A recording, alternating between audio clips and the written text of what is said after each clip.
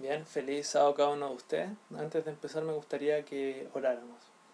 Bondadoso Padre que está en los cielos, santo sea tu nombre. Te damos gracias, Señor, por este sábado y pedimos tu bendición para entender este tema. Por Jesús, amén. Bien, hemos estado viendo sobre cómo se formó la Biblia. Hemos hablado sobre los materiales de escritura en la antigüedad. Vimos después el nacimiento mismo de la Biblia. Hablamos del códice, que es un libro en el sentido moderno. Hablamos sobre los copistas y cómo se dividía la Biblia misma. Bien, en los testamentos, las categorías que después aparecían. Hoy día toca tratar sobre los manuscritos del Nuevo Testamento. Y vamos a tocar tres tópicos. Primero, vamos a ver qué es un manuscrito. Vamos a hacer la distinción entre lo que es un uncial y un minúsculo, que son dos categorías en las cuales se agrupan estos manuscritos. Cuál es la más importante como evidencia del Nuevo Testamento y el por qué. Y finalmente vamos a ver algunos ejemplos entonces de estos manuscritos antiguos.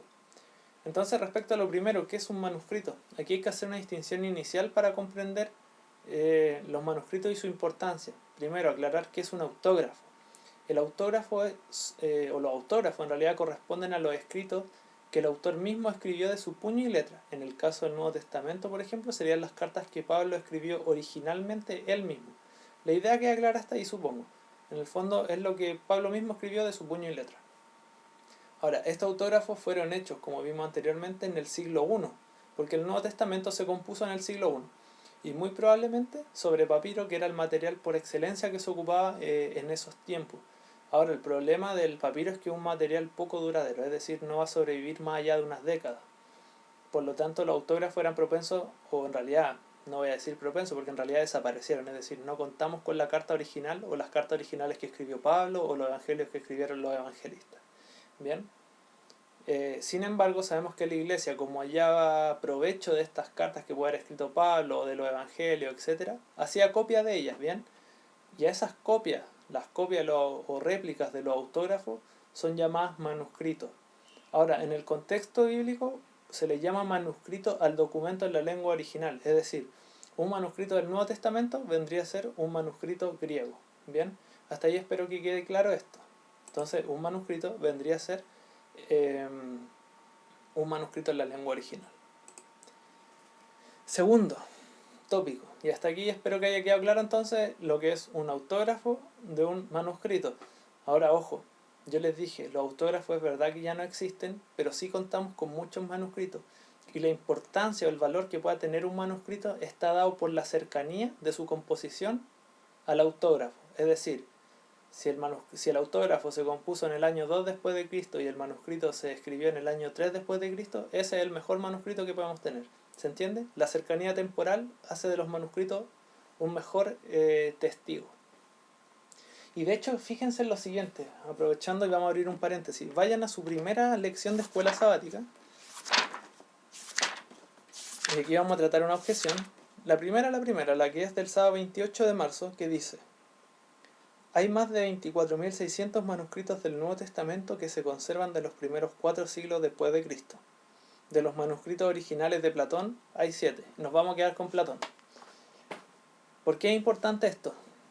La Biblia dijimos que fue escrita en el siglo primero de la era cristiana. Bien.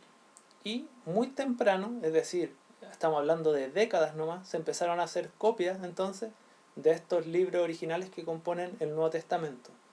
Platón vivió allá en el año 400-300 antes de Cristo. Bien, y obviamente fue por esa fecha que él escribió su obra, que nosotros tenemos hoy en día. Pero fíjense que la lección decía que habían 7 manuscritos de Platón. Y es interesante porque son, primero, 7 manuscritos comparados con los 24.600 del Nuevo Testamento, una cantidad muy pequeña.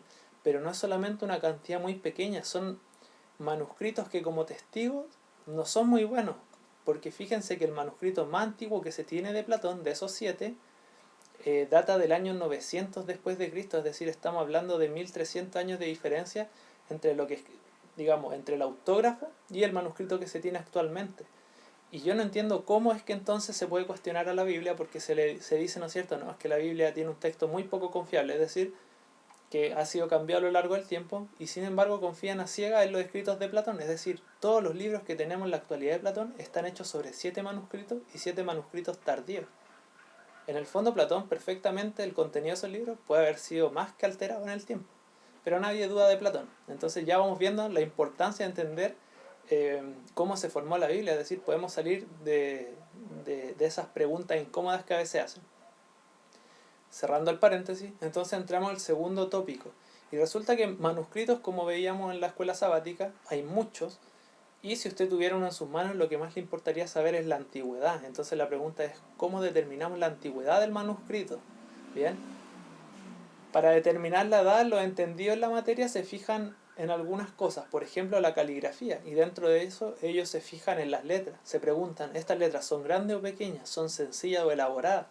Las palabras que componen el texto están escritas juntas o separadas. ¿Cuántas columnas hay? ¿Cuál es la forma de estas columnas? ¿Existen divisiones o signos de puntuación en los párrafos? Y entonces así se plantean un montón de preguntas que un entendido en el tema, alguien con experiencia, le ayudaría a hacerse una idea de cuándo fue escrito eh, o determinar finalmente la antigüedad de este manuscrito. ¿Bien? Entonces, en base a eso, ellos dividen los manuscritos en dos grandes categorías. La primera de ellas, y ojo con lo que les voy a decir, corresponde a los manuscritos más tempranos y más importantes. ¿Por qué más importantes? Porque son más tempranos, es decir, están más cerca del autógrafo, y ya hablamos de la importancia de que un manuscrito esté cerca de un autógrafo en la fecha de composición. Bien, a esta categoría se le llama unciales y se caracterizan por estar escritos en letras mayúsculas. Fíjense, y no es solamente letras mayúsculas, sino que el texto mismo no tiene separación entre palabras. Es muy curioso, se ve como esto. Dice Pablo, siervo de Jesucristo, a todos los santos en Roma. ¿Bien? Entonces, así se vería más o menos un uncial. Es decir, letras mayúsculas y todas juntas, las palabras juntas. Si una palabra se cortaba en una columna, se continuaba abajo, pero todo junto. Esa es la gran característica de los unciales. Bien, y son, dijimos, manuscritos tempranos. El segundo grupo de manuscritos se conoce como minúsculos y se caracterizan por una escritura con letras minúsculas y más cursiva.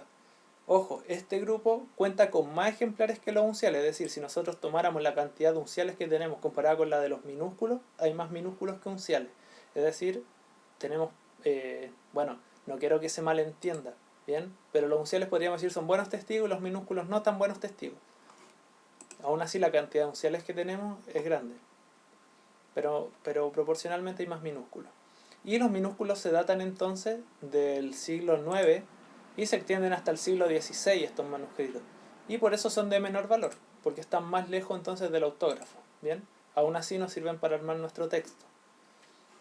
Manuscritos del Nuevo Testamento, entendidos como los manuscritos en griego, es decir, en la lengua original, hay 5300. ¿Bien? De ellos la mayoría son minúsculos. Llama la atención que estos manuscritos que tenemos no contienen todo el Nuevo Testamento y que unos pocos sí contienen el Nuevo Testamento completo. Bien, ahora lo que sí sabemos a raíz de estos manuscritos es que la iglesia primitiva, cuando copiaba un manuscrito, lo hacían dentro de 4 categorías. Por un lado estaban los evangelios, luego el libro de Hechos más las cartas generales, luego venían las cartas paulinas y finalmente el Apocalipsis, es decir, podían copiar en un manuscrito, ¿no es cierto?, los 4 evangelios, en otro manuscrito encontramos las cartas generales más el libro de Hechos y así. Recuérdense, el manuscrito del documento es la lengua original. Bien, ahora, la forma en que circulaban estos manuscritos ya en el siglo I, en la era cristiana, era en códices. Bien, así que en el fondo hallamos en estas categorías en formas de códice. Y el códice, recuerde, como vimos en los videos pasados, era un libro en el sentido moderno. Bien, entonces por eso es que no teníamos o contamos con tan pocos Nuevos Testamentos completos, ¿no es cierto?, o manuscritos del Nuevo Testamento completos, porque en el fondo la iglesia primitiva lo agrupaba, ¿no es cierto?, en tomos separados. Bien, aún así, si usted obviamente se pone a razonar el asunto, eso no prueba ni demuestra nada de que el Nuevo Testamento es un documento poco confiable, ni mucho menos. Es decir, tenemos tal cantidad de manuscritos que nuestro texto es sumamente confiable. Y lo mejor de todo es que estos manuscritos abarcan, miren, esto lo vamos a tocar en otro video, ¿bien? Vamos a hablar más sobre los papiros, las fechas, pero en general nosotros podemos armar la Biblia a lo largo de la era cristiana porque contamos con manuscritos que prácticamente de todos los siglos. Entonces, nuestro texto es muy confiable.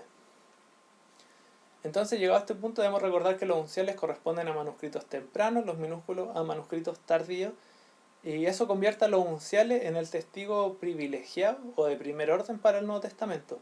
Ahora, tenemos unciales en papiro, pero también en pergamino. El pergamino, acuérdense, era una tela que la trataban de una forma especial. Perdón, una piel de animal, ¿no es cierto?, que la trataban de forma especial. Y estos unciales en pergamino datan de los siglos 3 y 4 al décimo después de Cristo. Es decir, el décimo obviamente está alejado, ¿no es cierto?, de la fecha de composición del autógrafo, pero ya desde el siglo tercero al cuarto está más cerca. Entonces son confiables. Esa es la idea básica. Bien, ahora entonces tenemos estas dos categorías. Y nos falta ver entonces algunos ejemplos de estos manuscritos. Ya hemos dicho que los manuscritos antiguos son los mejores, están más cerca del autógrafo, pero ahora considere lo siguiente. Tenemos una buena cantidad de papiros del siglo II al siglo IV. Los manuscritos más antiguos en vitela que tenemos contienen casi todo el Nuevo Testamento como el Antiguo Testamento. Ojo con eso, es decir, los manuscritos más antiguos en vitela, que la vitela también es piel de animal, sería como un pergamino, que tenemos, contienen casi todo el Nuevo Testamento como el Antiguo Testamento. Bien, es decir, serían una Biblia como esta, en el fondo, ¿no es cierto? Pero cuando decimos que contienen casi todo el Nuevo como el Antiguo Testamento es porque les faltan algunas partes. Entonces tenemos tres grandes manuscritos en formas de códice, bien, que sus fechas de composición datan de los años 350 al 400 después de Cristo, es decir, son tempranos, bien. Y la gracia de estos manuscritos, obviamente, es que contienen tanto el Nuevo como el Antiguo Testamento. Por eso le decía una Biblia como la conocemos hoy en día. Tenemos el primer manuscrito, y vamos a decir manuscrito, ¿no es cierto?, / códice, que sería el Vaticano, que es el testigo más importante del Nuevo Testamento y se encuentra en la Biblioteca del Vaticano. ¿Ya? Está ya desde al menos el año 1481 y se piensa que de antes, incluso cuando se fundó esta biblioteca. Contiene en griego casi todo el Antiguo y Nuevo Testamento y se considera el más antiguo de los tres y también el manuscrito más exacto que se tiene del Nuevo Testamento. De hecho, ¿qué le falta a este manuscrito? Lo siguiente. Le falta toda una porción del Génesis, hasta Génesis 46 podríamos decir, que es lo que les falta.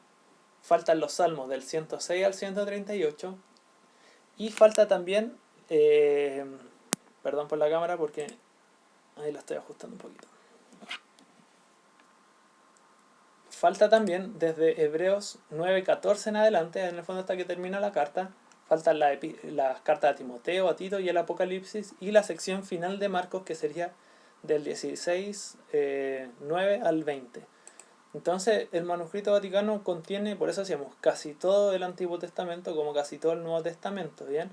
Ahora obviamente es un documento súper completo, es decir, contiene casi toda la Biblia y lo que falta lo podríamos completar con los otros manuscritos que se tienen. También tenemos el códice manuscrito, ¿no es cierto?, sinaítico, que fue descubierto en el monasterio de Santa Catalina en el monte Sinaí. A este manuscrito en particular le vamos a dedicar todo el próximo video porque tiene una historia bien interesante. De hecho, cómo se han conservado estos manuscritos, muchos de ellos tienen historias que de verdad vale la pena contar por separado. ¿Bien? Y finalmente tenemos el manuscrito o códice alejandrino que data del siglo V. Se sabe que estuvo en Alejandría por siglos y luego pasó por Constantinopla para el año 1600, donde el patriarca griego de la ciudad quiso enviarlo de regalo al rey Jaime I de Inglaterra, pero el regalo no alcanzó a llegar al rey porque el rey murió antes de que llegara, y finalmente el regalo fue para el rey que le seguía, que fue Carlos I. ¿Bien? Este códice alejandrino fue depositado en la Biblioteca Real, pero fíjese que esa biblioteca es bien curioso porque se quemó en el año 1731 y el bibliotecario salió en pijama y con este códice, ¿no es cierto?, bajo sus brazos. Bien, también corresponde a un manuscrito que contiene casi todo el Antiguo como el Nuevo Testamento. Y de hecho, ¿qué le falta al códice alejandrino, al manuscrito alejandrino? Ha perdido 10 hojas del Antiguo Testamento y estas porciones del Nuevo, de Mateo 1:1 al 25:6, de Juan 6:50 hasta el 8:52 y 2 de Corintios 4:13 al 12:6. Es decir, igual ha perdido algunas porciones considerables del Nuevo Testamento y del Antiguo, pero aún así es uno de los manuscritos más completos que nos queda. Entonces tenemos estos tres manuscritos, que serían los más importantes y sobre los cuales principalmente se fundamenta nuestro Nuevo Testamento, que vendría a ser el Vaticano, el Sinaítico y el Alejandrino. Bien, eso sería con respecto a los manuscritos del Nuevo Testamento. Espero le haya quedado claro. Haciendo un resumen, vimos la diferencia entre un autógrafo y un manuscrito. El autógrafo corresponde al documento de puño y letra del autor, mientras que el manuscrito correspondería a la réplica o a la copia de estos autógrafos. Vimos que los manuscritos se dividen en dos categorías, los unciales y los minúsculos, siendo los unciales los mejores testigos porque son más cercanos a la fecha de escritura del autógrafo.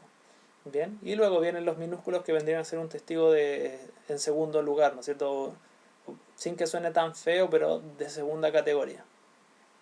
Y entonces vimos que tenemos tres grandes manuscritos sobre los cuales se basa nuestro Nuevo Testamento o nuestra Biblia en general, que vendría a ser el Vaticano, el Sinaítico y el Alejandrino. Bien, espero que le haya quedado claro hasta acá este asunto de los manuscritos del Nuevo Testamento. Ya saben, cualquier duda me pueden preguntar, pero a grandes rasgos sería eso. El próximo video entonces vamos a ver la historia del manuscrito sinaítico, que es una historia bien, bien interesante, ¿no es cierto? Y que uno a veces también se lleva la mano a la cara diciendo, pero ¿cómo pueden pasar algunas cosas? Pero ahí vamos entonces a estar entretenidos entendiendo esa historia.